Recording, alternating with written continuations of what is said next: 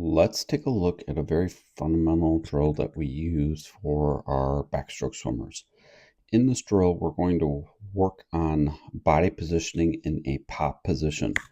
This is actually a very pop position. This is a drill that we'd like to do with the very young athletes on our team, so our developmental, and even from time to time with our young age group swimmers, to kind of really teach them what it means to be able to rotate and really get those hips and shoulders working together, but also out of the water. We're going to also be using a cup here, which will be our object, and we'll also be using fins here to assist us with our propulsion. The freestyle kick the flutter kick here should be moderately strong, just to kind of keeping everything up here at the surface. This drill is really, really great because it helps swimmers really be able to keep a steady head with the body in the pop position and also then learning on how to kick. So let's go over those key items. We'll start out here with the legs. We like our kick here to be with our fins to be in a very pointed position, which is achieved because we are wearing fins.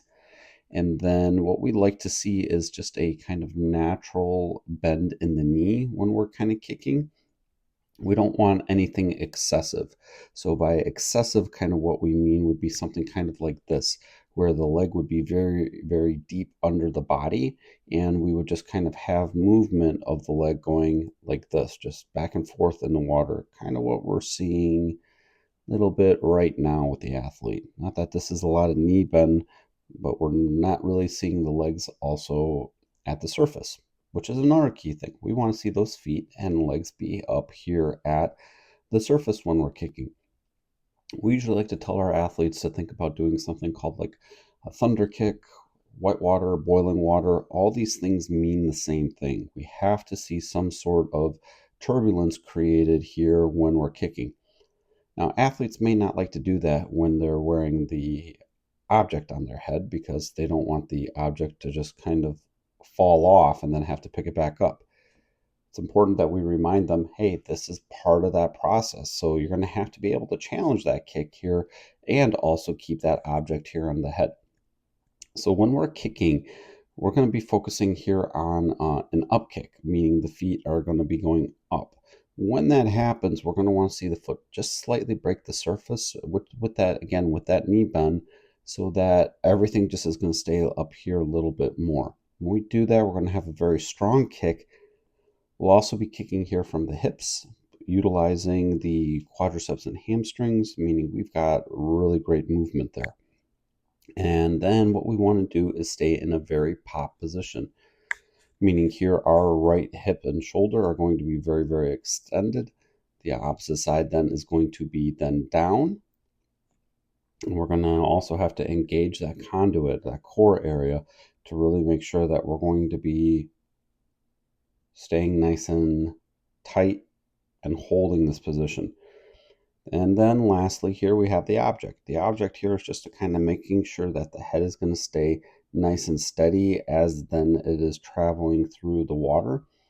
If your cup here, and yes, there's water in it, just kind of falls off, just tell your swimmers to grab that cup, replace it, and then we're going to go through that then again. And here are athletes doing a nice job of just staying in that pop position, just kind of here while we're traveling. Now, you may want to be able to start at this speed when we're kind of starting this drill, and then as your athletes get a little bit more repetition, add a little bit more speed, or tell them, hey, we got to pick that kick up a little bit more. Let's get those feet being up to the surface. So here, as we're switching to the underwater view, we can kind of see just how deep the legs are under the body. So here, again, we would challenge our athlete to bring those feet up. We're doing a great job here of keeping those feet pointed. And just kind of when we're kicking, we just, again, have to challenge that athlete to bring the legs up here to the surface. We have to also keep in mind that everybody's buoyancy level is going to be a little bit different.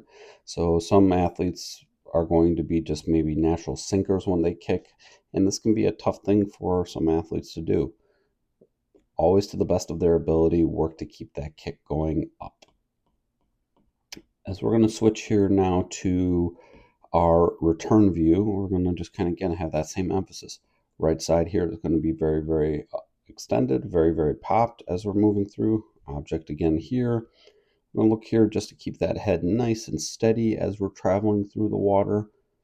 And then looking just for that kick, making sure that just everything here is staying up at the surface, which our athlete has a big opportunity for.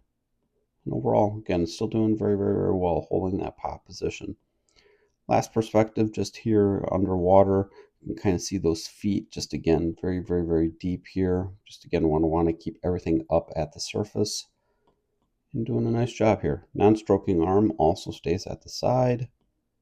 And we're doing a great job. Nice steady head right there. So overall, if you found some great value out of this, be sure to drop a like and subscribe.